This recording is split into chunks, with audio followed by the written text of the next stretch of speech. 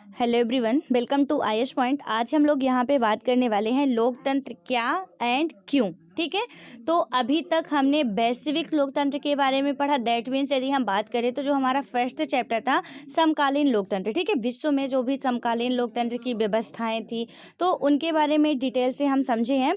Then अब हमारा second lesson आता है जिसमें हम बात करेंगे कि डेमोक्रेसी क्यों एंड क्या है। ठीक है, तो ये क्या है, क्यों है, इन सारे क्वेश्चंस का अब हम जवाब यहाँ पे देखेंगे कि क्या कैसे होता है। इसमें यदि हम बात करें तो सबसे पहले किसके अंतर्गत हमको पढ़ना क्या क्या है। ठीक है, और ये तो आपको आई होप कि रट चुका होगा, मैंने कल भी बताया है और हर बार जब भी ये वर्ड आता है तो इसकी डिफिनेशन मैं बताती हूँ, डेमोक्रेसी क्या है। ठीक है, व्हाट इज डेमोक्रेसी। सो ये हमको पता हो चुका है कि ये जो लोकतंत्र है वो क्या है। देन अब इस चैप्टर में पूरा इसी के बारे में ही है, यानी क्लास 9th की एनसीईआरटी जो है पूरा लोकतंत्र के बारे में ही है। ठीक है, सो इसमें बिल्कुल परेशान नहीं होना है। पूरा जितना भी लोकतंत्र का कंसेप्ट है बहुत अच्छे तरीके से क्लियरली आप लोग समझने वाले हैं। अब हम यहाँ पे बात करेंगे कि इसके अंतर्गत हमको पढ़ना क्या क्या चीज़ें हैं। इसके यदि इंट्रोडक्शन की बात करें तो यहाँ पे क्या है कि पिछले अध्याय की कथाओं और विश्लेषणों से हमें इस बात का आभास हुआ कि लोकतंत्र कैसा होता है। ठीक है, पिछली जो यानी कि हमने वैश्विक लोकतंत्र की घटनाएं जो भी थी उनको पढ़े और उनसे इतना तो हमें समझ में आ गया कि लोकतंत्र का जो स्ट्रक्चर होता है वो कैसे होता, बनता कैसे है। ठीक है, कोई भी काम हमने देखा कि आसानी से तो बिल्कुल होता ही नहीं, इम्पॉसिबल है कि कोई भी काम इजीली हो जाए, और जो इजीली हो जाता है उसमें फिर वो तो मतलब आप कह नहीं सकते कि इसमें कोई संघर्ष करना पड़ा, ये हमने किया, क्योंकि वो तो ऑलरेडी पहले से ही था। ठीक है, सो अब यहाँ पे क्या है कि यही बताया जा रहा है कि जो इसके नेक्स्ट अध्याय में हमने ये सारी बातें जानी है। देन अब उन कथाओं में हमने कुछ सरकारों को लोकतांत्रिक कहा था। ठीक है, जो पहले हमने कथाएं पढ़ी यानी कि जो पहले हमने फैक्ट देखे उनमें हमने ये कहा, यानी कि जो भी राइटर्स से बता रहे हैं कि ये लोकतांत्रिक था। ठीक है, कुछ ऐसी कंट्रियां थी, हमने मैप भी देखे, 3 मैप देखे थे, वहाँ से हमने देखा कि कुछ कंट्रियां जो हैं उनमें लोकतांत्रिक व्यवस्था है। देन कुछ ऐसी हैं जिनमें लोकतांत्रिक व्यवस्था नहीं है और कुछ को अलोकतांत्रिक या गैर लोकतांत्रिक। हमने देखा कि इनमें से कुछ देशों की सरकारें औरों से भिन्न हैं। ठीक है, हमने यह भी देखा कि इनमें से कुछ देशों की सरकारें औरों से भिन्न हैं। आइए अब इन कथाओं से हम कुछ मतलब कि सबक सीखें और कुछ और बुनियादी सवाल पूछें। ठीक है, लोकतंत्र क्या है, जैसे कि अब हम यहाँ पे बात करेंगे कि लोकतंत्र क्या है। ठीक है, देन उसके बाद इसकी विशेषताएं क्या है। हम बहुत सरल परिभाषा से शुरुआत करते हैं, फिर हम बारी बारी से क्या करेंगे कि इन बिंदुओं का व्यवहारिक अर्थ जानेंगे, यानी कि इसकी डिफिनेशन हम जानेंगे कि पहले तो लोकतंत्र क्या है, इसकी विशेषताएं क्या होती है। देन उसके और भी जो गहराई पे हम जाते जाएंगे, समझते जाएंगे उसके अंदर की बातें क्या क्या है। उसके बाद यदि हम बात करें तो यहाँ हमारा उद्देश्य किसी भी सरकार के लोकतांत्रिक होने की न्यूनतम विशेषताओं को चिन्हित करना है। ठीक है, ये बता रहे हैं कि यहाँ अभी हमारा जो टारगेट है वो क्या है कि किसी भी लोकतांत्रिक सरकार को न्यूनतम विशेषताओं के साथ यहाँ पे चिन्हित करना है। यह अध्याय पढ़ लेने के बाद हम लोकतांत्रिक और गैर लोकतांत्रिक शासन में अंतर कर सकते हैं। अध्याय के अंत में हम इस न्यूनतम लक्ष्य से आगे बढ़कर लोकतंत्र की बृहत्तर परिभाषा पर आएंगे। ठीक है, देन उसके बाद यानी कि ये बता रहे इसमें कि हम मतलब जो हम इंट्रोडक्शन पढ़ रहे हैं कि इसके अंतर्गत पढ़नी क्या क्या चीज़ें, सबसे पहले ये जानना तो बिल्कुल बहुत इंपॉर्टेंट होता है। तो इसमें पहले हम इसकी डिफिनेशन जानेंगे, इसकी जो भी विशेषताएं होती हैं, क्वालिटीज़ होती हैं, उनके बारे में जानेंगे। देन उसके बाद हम इसकी जो भी अंदर की बातें हैं उसको भी समझेंगे। पिछले अध्याय में हमने जाना कि समकालीन दुनिया में लोकतंत्र सबसे लोकप्रिय शासन पद्धति है, पर ऐसा क्यों। ठीक है, यानी कि जो लोकतांत्रिक व्यवस्था है वो सबसे रोचक है, सबसे बेहतर है, ऐसा समझ में आता, बट ऐसा क्यों, इसका भी जवाब हमको जानना जरूरी है। कौन सी चीज़ इसे दूसरी व्यवस्थाओं से, यानी कि कौन सी ऐसी चीज़ है जो इसे दूसरी व्यवस्थाओं से बेहतर बनाती है, क्या यही शासन की सर्वोत्तम व्यवस्था है। इन सवालों पर हम इस अध्याय के बाद वाले हिस्से में चर्चा करेंगे। ठीक है, तो यहाँ पे क्या बात की गई है कि यहाँ पे हम लोग मतलब इसके बाद वाले अध्याय में पूरा अच्छे तरीके से और भी बेहतर तरीके से डिस्कस करेंगे क्या कैसे कौन सी बातें हैं। उसके बाद अब हम यहाँ पे आते हैं लोकतंत्र क्या है। आज इसमें टर्मिनोलॉजी नहीं है, सो बीच बीच में जो वर्ड आते जाएंगे मैं लिखाती जाऊंगी, बस इस चैप्टर में टर्मिनोलॉजी नहीं दी हुई है, यानी कि जो हमारा शब्दकोश रहता है वो नहीं दिया हुआ है, तो इसको नहीं करेंगे। बट जो भी शब्द आएंगे जो कि ऐसा लगता है कि मतलब ये एग्जाम के लिए इम्पोर्टेंट हो सकते हैं, उनका अर्थ मैं बिल्कुल आपको बताते जाऊंगी, ठीक है। यहाँ पे क्या है कि लोकतंत्र क्या है। सबसे पहला सवाल, व्हाट इज डेमोक्रेसी। इसमें क्या है कि पिछले अध्याय में हमने दुनिया के कई हिस्सों के अनेक विवरण पढ़े। इन विवरणों में हमने अनेक शासन व्यवस्थाओं और संगठनों पर चर्चा की। इनमें से कुछ शासन व्यवस्थाओं को हम लोकतंत्र कहते हैं, ठीक है। यानी कि पिछले अध्याय का जो जिक्र किया जा रहा है, फर्स्ट चैप्टर में जो हमने पढ़ा है उसको बिल्कुल आप लोगों का यदि कंसेप्ट क्लियर ना हुआ हो, जो भी 4 5 6 7 8 पार्ट जितने में भी हो, तो आप उसको अच्छे तरीके से देख लीजिएगा, ठीक है, मतलब सुन लीजिएगा। और यदि आपको टाइम लगता हो तो उसके लिए आप 1.5x मोड कर सकते हैं या 2x मोड भी कर सकते हैं, यानी इतने में कि आपको टाइम भी कम लगे, जल्दी समझ में भी आ जाए, ठीक है। उस हिसाब से आप लोग उसको सुन लीजिएगा 1 से 2 बार बेहतर तरीके से, ताकि वो आपको समझ में आ जाए सारी चीज़ें। देन उसके बाद क्या है कि लोकतंत्र अब क्या है, अब इस पे आप लोग अपना बिल्कुल ध्यान लगा के रखिएगा। हम यहाँ पे बहुत इंपॉर्टेंट बात पढ़ने वाले हैं जो कि हमारे एग्जाम के लिए हमारे लिए काफ़ी इम्पॉर्टेंट है, ठीक है। तो पिछले अध्याय में हमने जो बातें पढ़ी सो पढ़ी, अब यहाँ पे उसका जिक्र आ रहा है तो हमको देखना ही पड़ेगा। इन विवरणों में हमने अनेक शासन व्यवस्थाओं और संगठनों यानी कि ऑर्गेनाइजेशन पर चर्चा की थी। हमने कुछ ऑर्गेनाइजेशंस भी देखे थे जो कि खैर इंटरनेशनल थे, तो वहाँ पे उनके बारे में भी चर्चा की थी। कुछ शासन व्यवस्थाएं थी उनके बारे में भी हमने चर्चा की थी, राइट। देन क्या हुआ कि इसमें से कुछ शासन व्यवस्थाओं को हम लोकतांत्र मतलब कि लोकतंत्र कहते हैं। यहाँ पे हमने ये भी देखा कि बहुत सी शासन व्यवस्थाएं थी जिनको हम एक लोकतांत्रिक व्यवस्था कहते थे, ठीक है। बहुत सी कंट्रियां थी जहाँ पे हम ये कह सकते थे कि यहाँ पे लोकतांत्रिक व्यवस्थाएं हैं। उसके बाद क्या होता है कि दूसरों को गैर लोकतांत्रिक शासन व्यवस्था कहा गया। कुछ ऐसी भी कंट्रियां थी जहाँ पे गैर लोकतांत्रिक व्यवस्था थी। क्या हम जिन्हें लोकतांत्रिक कहते हैं उन सभी देशों की सरकारों के बारे में कोई एक बड़ी चीज़ याद कर सकते हैं, यानी कि जिन्हें भी हम लोकतांत्रिक कहते हैं, ठीक है। यहाँ पे क्या बात की गई कि जो भी ऐसी कंट्रियां हैं जिन्हें हम कहते हैं कि यहाँ पे डेमोक्रेसी व्यवस्था है, सो इनमें से यदि हम बात करें कि कोई एक बहुत बड़ी चीज़ जिसको कि इसमें डिफाइन कर सकते हैं हम।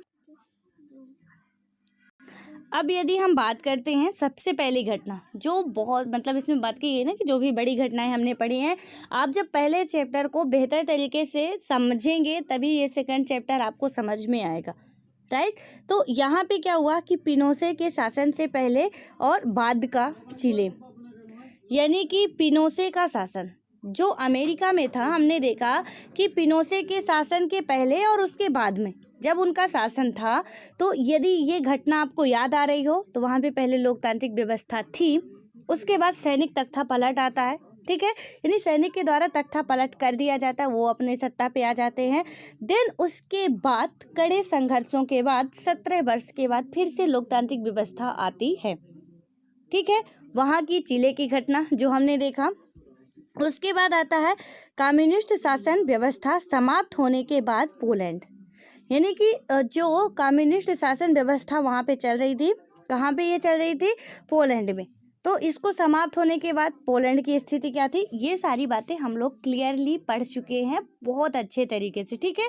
और आशा करते हैं कि आपको भी वो सारी चीज़ें समझ में आ गई होगी। देन उसके बाद आता है एनक्रूमा की सरकार से शुरुआती दौर का घाना, यानी एनक्रूमा की शुरुआती दौर का जो घाना था वहाँ की क्या स्थिति थी। उसके बाद ये तीनों ही घटनाएं बहुत एक महत्वपूर्ण अपना जो भी प्रदर्शन करती हैं कि यहाँ पे पहले लोकतांत्रिक व्यवस्था होती है कुछ कंट्रियों में, उसके बाद तख्ता पलट होता है, उसके बाद लोकतांत्रिक व्यवस्थाएं आती हैं। कहीं पे राजशाही व्यवस्था होती है, कहीं पे कम्युनिस्ट पार्टी होती है, साम्यवादी सरकार होती है, उसके बाद लोकतांत्रिक व्यवस्था अपनाया जाता है, कहीं पे आज भी नहीं अपनाया गया, ठीक है। तो जहाँ लोकतांत्रिक व्यवस्था हमने देखा था उनके बारे में बात यहाँ पे की जा रही है, ठीक है। उसके बाद क्या आता है, अब यहाँ पे देखिए कि इन सभी सरकारों में कौन सी एक बात समान है। ये जो हमने समानता की बात हालांकि पहले ही कर चुके हैं कि इनमें कौन सा समान है और कौन सा असमान है, ठीक है। लेकिन यहाँ पे भी है और इसको देखते हैं हम कि क्या इसमें समानता है क्या असमानता है। तो अब यदि हम बात करते हैं तो यहाँ पे देखें हम इन्हें लोकतांत्रिक सरकार क्यों कहते हैं, ठीक है। पहली बात कि सरकारों में कौन कौन सी समानताएं थी। देन दूसरी बात इसमें क्या है, इन्हें हम लोकतांत्रिक सरकार क्यों कहते हैं, कुछ और भी कह सकते हैं बट एक लोकतांत्रिक सरकार ही क्यों कहते हैं। थोड़ा कॉन्सेप्ट को समझने की कोशिश करिएगा कि यहाँ पे कोई भी शासन व्यवस्था चल रही है तो हम उसको कुछ और नाम दे सकते हैं बट यहाँ पे लोकतांत्रिक व्यवस्था ही क्यों कहा जा रहा है कि लोकतांत्रिक व्यवस्था यहाँ पे चल रही है। पिनोसे के दौर वाले चिले, जब पिनोसे साहब वहाँ के क्या थे, राष्ट्रपति थे, उनके दौर में जो चिले की स्थिति थी। उसके बाद है कि कम्युनिस्ट शासन व्यवस्था वाले पोलैंड और घाना में इनक्रूमा के बाद वाले शासन से इनमें क्या अंतर है, ठीक है। यानी इन तीनों में ही क्या अंतर है। तो इन सरकारों और म्यांमार के सैनिक शासन में क्या क्या समानताएं हैं। अब यहाँ पे म्यांमार का भी इंक्लूड कर दिया गया है कि वहाँ पे भी सैनिक शासन में क्या क्या समानता है। हमने म्यांमार में भी देखा था, पहले लोकतांत्रिक व्यवस्था थी, मतलब पहले अलोकतांत्रिक था, लोकतांत्रिक होता, देन उसके बाद फिर से वो अलोकतांत्रिक स्थिति में आ जाता है, ठीक है। तो यहाँ पे यदि हम बात करें तो म्यांमार की जो सैनिक शासन व्यवस्था है इसमें से यदि हम बात करें तो क्या क्या सिमिलरिटी है इन सारे जितने भी हमने कंट्रीज के नाम लिए उनमें से। तो यहाँ पे इन मतलब कि हम इन सरकारों को गैर लोकतांत्रिक क्यों कहते हैं। जहाँ पे सैनिक सत्ता है, जहाँ पे राजशाही सत्ता, उनको हम लोकतांत्रिक क्यों नहीं कहते हैं, गैर लोकतांत्रिक ही क्यों कहते हैं। इन्हीं बातों के आधार पर सरकारों की कुछ सामान्य विशेषताएं लिखें, ठीक है। यहाँ पे पहला है लोकतांत्रिक सरकारें, दूसरा है गैर लोकतांत्रिक सरकारें। तो इसमें दो हो गई, एक लोकतांत्रिक सरकारें, दूसरी गैर लोकतांत्रिक सरकारें। अब इनमें यदि हम बात करते हैं, ठीक है, दोनों को ही याद रखना कि सरकारें दो टाइप्स की हो सकती हैं, एक लोकतांत्रिक सरकार, एक गैर लोकतांत्रिक सरकार। तो इसमें यदि हम बात करते हैं सबसे पहले परिभाषा की ज़रूरत क्यों, ठीक है। यानी कि अब हम इसके डिफिनेशन की बात करें, इंट्रोडक्शन की बात करें, जो भी इसका है परिभाषा है उसके बारे में हम बात करते हैं। तो यहाँ पे क्या हुआ कि परिभाषा की ज़रूरत क्यों, आगे पढ़ने से पहले आइए सबसे पहले एक मेधावी छात्र मेरी की आपत्ति पर गौर किया जाए, ठीक है। ये इस लेसन का मतलब कि एनसीईआरटी का जो बहुत अच्छी खूबसूरती होती है कि वो क्या है कि हम सबका एग्जाम्पल लेके ही वो समझाते हैं, किसी लड़की का किसी लड़के का जो भी है। और एनसीईआरटी मैंने अभी तक जितनी पढ़ी है, आपको यदि कुछ ऐसा मिला हो तो आप भी बताइएगा, कुछ एक्सेप्शंस छोड़ के कि लड़कियों का ही ज़्यादातर इसमें नाम लिया जाता है, ठीक है। हर एक कहानी में आप देखेंगे कि कोई भी जो भी लड़की होगी, 6 से हम अभी तक पढ़ते आ रहे हैं, यानी कि यहाँ पे क्या है महिलाओं को ज़्यादा प्राथमिकता दी जा रही है, ठीक है। तो अब ऐसा नहीं कि एनसीईआरटी लिखने वाले कोई अलग से कहीं एलियन वगैरह आते होंगे, ऐसा नहीं है, यही पृथ्वी के ही होते हैं, प्रोफेसर लोग बहुत एजुकेटेड होते हैं। और कई सारे जब आप एनसीईआरटी स्टार्टिंग में खोलते हो उसका पेज कवर, ठीक है, तो इसमें दिया भी रहता है कि किन किन लोगों की सहायता से, एनसीईआरटी हो या कोई भी बुक्स हो, वहाँ पे कई सारे टीचर्स होते हैं, विशेषज्ञ होते हैं, प्रोफेसर होते हैं, उनके द्वारा सारी बातें क्या की जाती हैं, पूरा एक बुक तैयार की जाती है, ठीक है। और वो सब कुछ उनका नेम वगैरह लिखा भी रहता है वहाँ पे कि किन किन लोगों ने हेल्प की, किस में वो सारी चीज़ें, कार्टूनिस्ट कौन थे, उसमें पेंटिंग करने वाले कौन थे, सब कुछ लिखा रहता है आपको स्टार्टिंग में, ठीक है। हालांकि हम लोग सारी बातें इग्नोर कर देते, पढ़ाकू हैं भैया, जितना अपने काम का उतना ही पढ़ते हैं, बट आपको देखना चाहिए वहाँ पे वो सारी बातें लिखी रहती हैं। और ये भी लिखा रहता है कि आपको कोई कमियाँ यदि हों तो बिल्कुल आप कहीं नंबर वगैरह दिए रहते, कंप्लेन भी कर सकते हैं, ठीक है। आप बुक खोल के देखिएगा, वहाँ पे आपको बखूबी मिल जाएगा लिखा हुआ, ये सारी बातें लिखी रहती। तो ऐसा नहीं है कि कोई यदि बुक लिख रहे हैं तो अपने आप में एक परफेक्ट बुक हो सकती है, ठीक है। एनसीईआरटी है, उसमें बहुत से लोगों का ये परफेक्ट बुक इसीलिए हम कह सकते हैं कि यहाँ पे अब ऐसी नहीं कि हम कुछ एडिशनल बातें ऐड करना चाहते हैं तो नहीं कर सकते हैं, बखूबी कर सकते हैं और हम लोग करते भी हैं। अब ऐसा तो नहीं बुक में जितना लिखा उतना पढ़े निकल जाएं, तो हम अपना जो भी इनोवेटिव आइडियाज़ हैं लगा सकते हैं। बट एनसीईआरटी एक परफेक्ट बुक हम कह सकते हैं, बिकॉज यहाँ पे बहुत से लोग जो होते हैं थोड़ा उनका जो भी है बैकग्राउंड जो भी होता है उनका बेहतर तरीके से कंप्लीट होता है, बहुत अच्छे लोग होते हैं लिखने वाले, ठीक है। तो यहाँ पे जो बुक होती है बहुत अच्छे तरीके से समझाई गई होती है, बच्चों के हिसाब से बनाई जाती है। एक आईएएस ऑफिसर के पढ़ने के लिए नहीं बनाई जाती ये बुक, एक ये 8 और 9 जो भी 7th 6 या 9वीं 10वीं जो भी बच्चे हैं इनके पढ़ने के लिए बनाई जाती है, ठीक है। वहाँ पे बहुत ही एकदम से बेसिक से समझाया जाता है, इसीलिए कहते हैं एनसीईआरटी पढ़ने से बेस क्लियर होता है, ठीक है। इसलिए आप बिल्कुल इसको अच्छे से पढ़िए, और ऐसे नहीं यूपीएससी के लिए पढ़ रहे हैं, ऐसे नहीं बस ऐसे कि हम 9th की बुक पढ़ रहे हैं, यार 9th के बच्चे को तो हम पढ़ा सकते हैं, सो हमसे ये बनेगी क्यों नहीं। थोड़ा ऐसे वाला कंसेप्ट रखेंगे तो और इजीली समझ में आएगा, ठीक है। सो अब आते हैं अपने चैप्टर पे। थोड़ा बीच बीच में मोटिवेट करना ज़रूरी होता है, बिकॉज नींद वगैरह आने लगती होगी, ठीक है। तो सोना नहीं है, जगना है हमको, और जग के आगे बढ़ना, जग के भी कुछ कर नहीं लेंगे, उखाड़ नहीं लेंगे, जग के मेहनत करनी है तभी आगे बढ़ेंगे, ठीक है। अब यहाँ पे आते हैं इसमें क्या क्या बातें हैं, मेरी की कहानी जो भी है, उनकी आपत्ति जो भी है वहाँ पे बात करेंगे। और उसके बाद क्या है कि वह लोकतंत्र को परिभाषित करने के इस तरीके को पसंद नहीं करती, और कुछ बुनियादी यानी कि यहाँ पे बात करें तो बुनियादी सवाल पूछना चाहती है उसकी अध्यापिका मेटिल्डा, यानी कि सॉरी यहाँ पे बात करें तो मेटिल्डा लिंग 2 के मतलब लिंग 2 ने उसके सवालों का जवाब देना शुरू किया, तो कक्षा की अन्य छात्राएं भी इस चर्चा में भाग लेने लगी।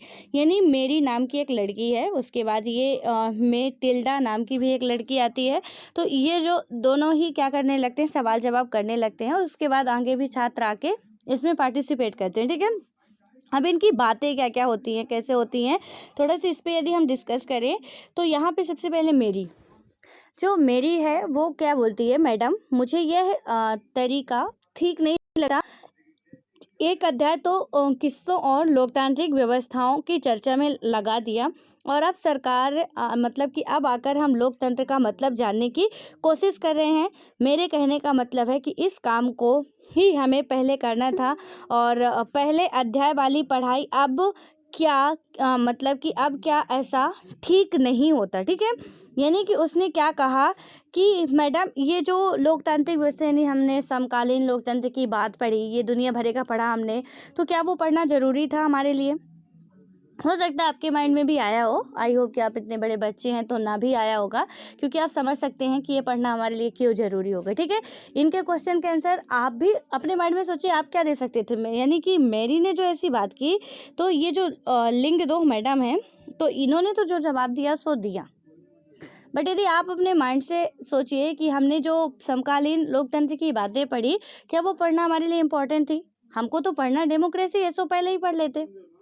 हमने दुनिया भर का क्यों जाना कि दुनिया में क्या हो रहा, कौन से देश क्या कर रहे हैं, भैया हमारा जो चल रहा हम जी रहे हैं, दुनिया मरे चाहे जो करे, हमसे क्या मतलब है।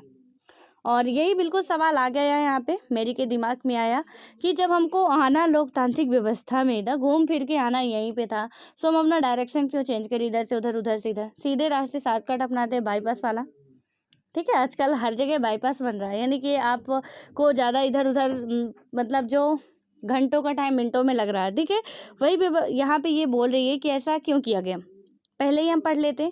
सो अब मैडम ने क्या जवाब दिया, तो लिंग 2 मैडम ने कहा तुम्हारी बातों में दम है, बिल्कुल दम है भाई, हाँ बात तो लॉजिक वाली है, ठीक है। पर क्या हम अपने सामान्य जीवन में भी ऐसा नहीं करते। यानी कि अब मैडम ने देखिए कितना बेहतर तरीके से आपको समझाया, और एज अ मैडम मैं भी आपको अभी देखिएगा इन मैडम के समझाने के बाद मैं भी आपको क्या समझाती हूँ, ठीक है। तो यहाँ पे इन्होंने क्या कहा कि मतलब तुम्हारी बातों में तो जो तुमने क्वेश्चन किया काफ़ी दम है, पर क्या हम अपने सामान्य जीवन में भी ऐसा ही नहीं मतलब कि ऐसा ही नहीं करते।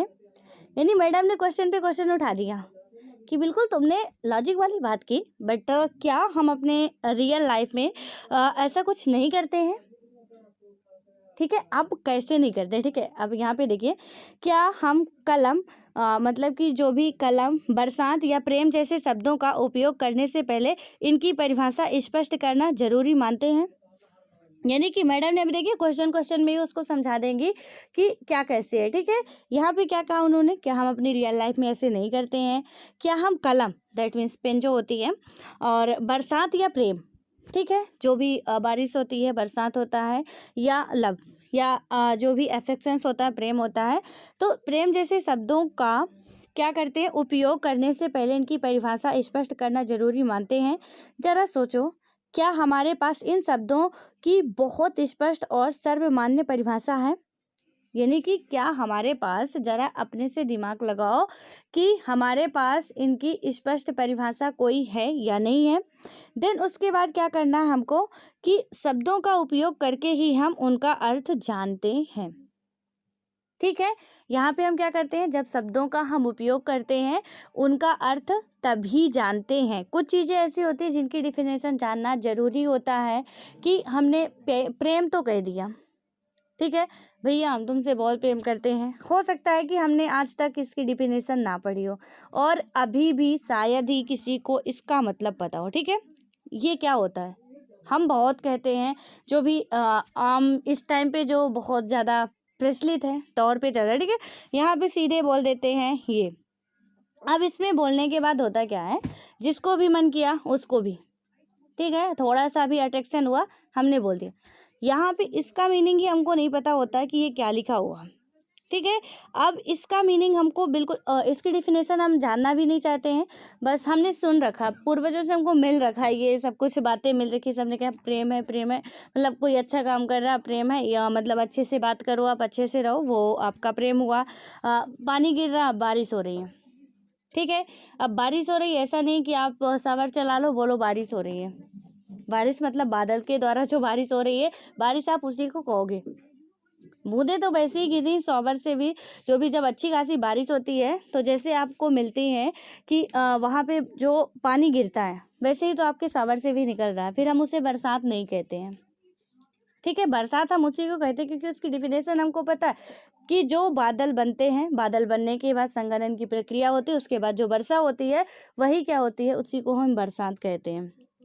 ठीक है, कलम जो होती है, क्या कलम की डिफिनेशन जाननी जरूरी है? कहीं ना कहीं जरूरी भी है और नहीं भी है, क्योंकि हमको ये कुछ चीज़ें ऐसी होती हैं, जो चीज़ें बहुत सी चीज़ें होती हैं जो कि हम सीखते नहीं, हमको ऑलरेडी पता चल चुकी होती हैं। ठीक है, तो यहाँ पे हमको जब चीज़ें पता चल चुकी होती हैं तो हम क्या करते हैं कि उसको, यदि उसका मतलब पता है तो ठीक है, और नहीं पता तो ठीक है। बट इसमें जो मैडम ने समझाया कि यानी कि ये जो एग्जाम्पल दिया उन्हें कि शब्दों का उपयोग करने से पहले इनकी परिभाषा स्पष्ट करना जरूरी मानते हैं। क्या इनका जो भी परिभाषा है इनको हम जरूरी मानते हैं? ठीक है, तो कहीं ना कहीं एक एंगल से देखें तो हम जरूरी बिल्कुल नहीं मानते हैं। मानते हैं कि नहीं मानते? नहीं मानते हम कि ये क्या होता है।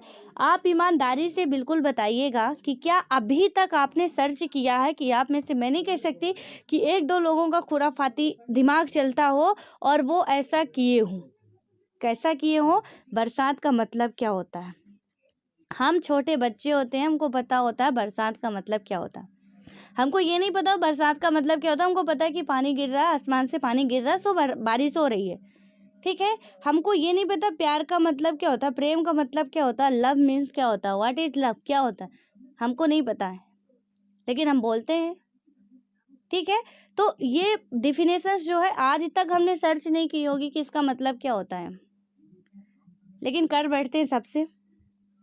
तो इसमें मैडम ने कुछ ऐसे क्वेश्चन पे क्वेश्चन उठा दिए हैं, हालांकि अभी जवाब पूरा नहीं हुआ है। ठीक है, तो यहाँ पे जब उन्होंने ऐसी बातें कही तो इसमें सीधे कहने का मतलब ये है कि कुछ चीज़ें होती हैं जिनको हम डायरेक्टली बिना सोचे समझे ही, बिना उसकी डिफिनेशन जाने ही बोल देते हैं।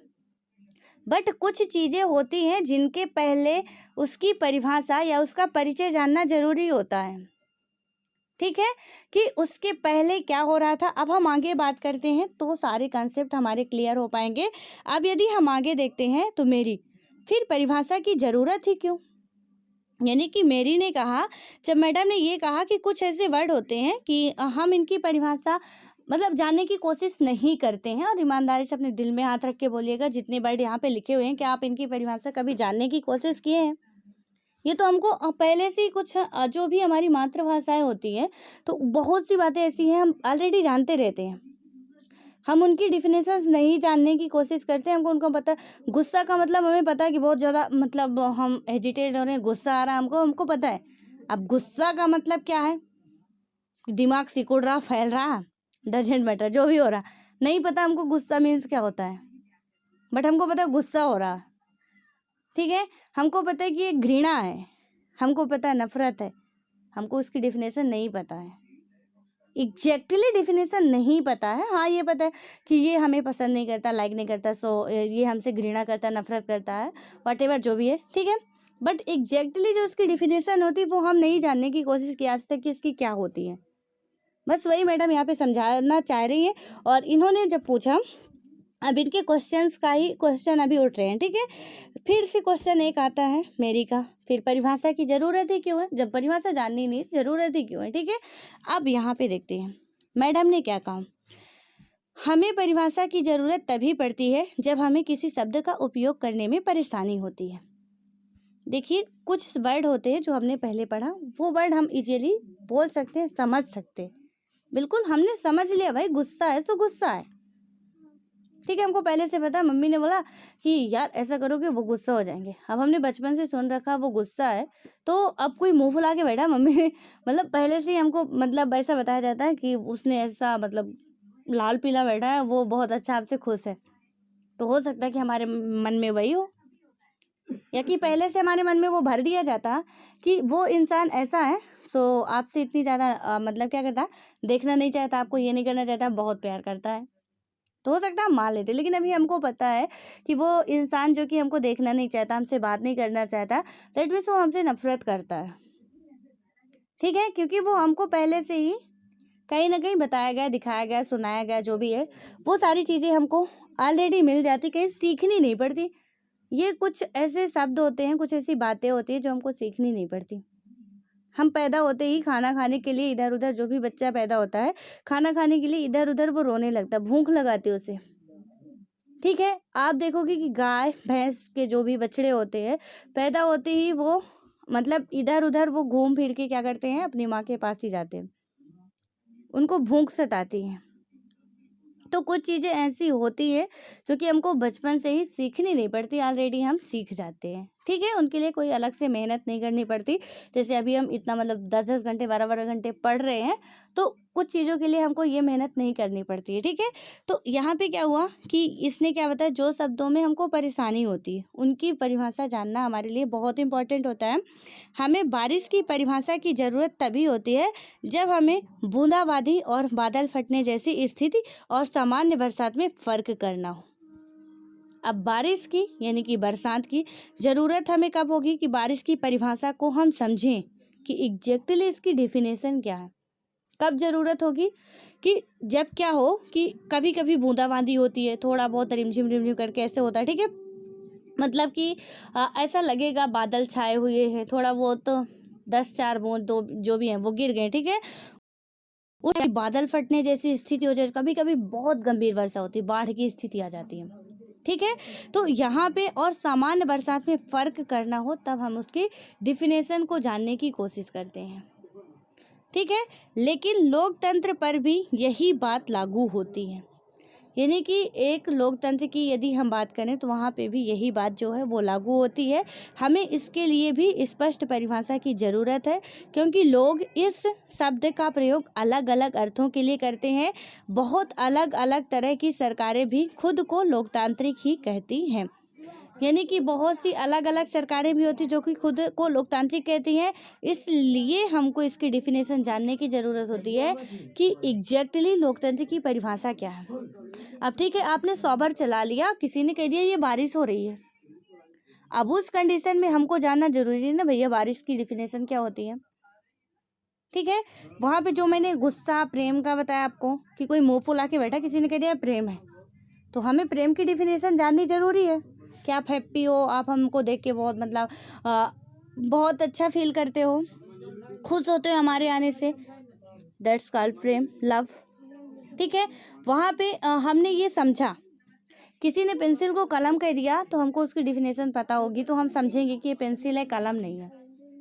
ठीक है, बट नहीं पता होगी तो हमको तो पता वर्क दोनों का ही एक है, दिखने में भी दोनों एक जैसे हैं। सावर का पानी चल रहा है, जैसे बारिश हो रही वैसे ही चल रहा है, बट क्या सावर बूंदाबांदी करता है? नहीं करता, वो एक ही फ्लो में चलता है। ठीक है, ऐसा तो नहीं कि वो टप टप टप टप मतलब ऐसे करके चलेगा। लेकिन बारिश जो होती है, और सावर में कोई बादल फटने का भी नहीं होता, लेकिन किसी ने हमको कह दिया तो हम मान तो नहीं सकते। ऐसे ही कंडीशन एग्जैक्टली लोकतंत्र में है। हमको लोकतंत्र की डिफिनेशन, जो मेरी का क्वेश्चन था, आई होप कि अब आपको समझ में आ गया होगा कि इसकी परिभाषा हमको जाननी जरूरी क्यों है। क्योंकि यहाँ पे कोई भी यदि एक गैर लोकतांत्रिक देश बोलता है हम लोकतांत्रिक व्यवस्था यहाँ पे है, तो इसकी लोकतांत्रिक आखिर परिभाषा क्या होती है वो जानना जरूरी है, तब हम कह सकते हैं कि हाँ ये देश लोकतांत्रिक है या नहीं है। ठीक है, सो आई होप कि आप इतना समझ गए होंगे। अब हम इसके आगे की जो भी और भी डिस्कस डिबेट हुई थी वो नेक्स्ट वीडियो में बात करेंगे, क्या कैसे हुआ था। तब तक आप इसको अच्छे तरीके से पढ़िए और समझिए। अब मिलते हैं नेक्स्ट वीडियो में।